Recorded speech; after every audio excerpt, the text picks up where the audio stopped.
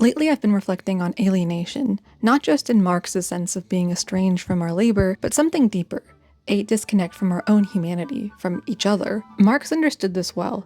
Under capitalism, we don't just lose control over our work, we lose connection to ourselves, to the joy of creation, and to the bonds that make life meaningful. And in times of crisis, that alienation is laid bare. Some people drown themselves in consumerism, buying things they don't need just to feel something. Others lash out, searching for someone to blame.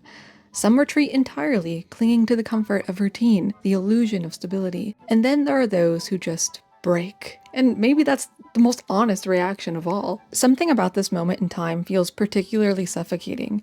Every morning I wake up to new oppressive laws in the US, to more horrors in Palestine, and to suffering manufactured by the greed of a few. And then I open my phone and someone in their bathroom is selling me a product to make me look younger, to shrink myself, to erase any signs that I've lived. As if, even as the world crumbles, we should be obsessed with appearing small and smooth and marketable. And meanwhile, people can't even afford to eat. Groceries keep getting more expensive.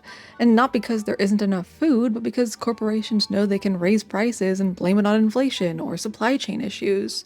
They used a 14 supply dip to justify a 100% price increase of eggs or something? It's never about scarcity, it's about greed. And yet, instead of rage, instead of collective action, people impose more discipline on themselves, more self-surveillance, more rigid routines, more fixation on controlling their bodies when they have no control over the world. Their reaction to suffering isn't rebellion, it's self-punishment.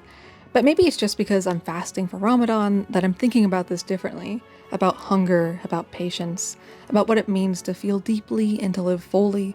Islam teaches that caring for others is also caring for yourself, that we belong to one another. That softness isn't a weakness, it's strength. But capitalism wants us cold and isolated. It wants us to believe we must navigate this alone.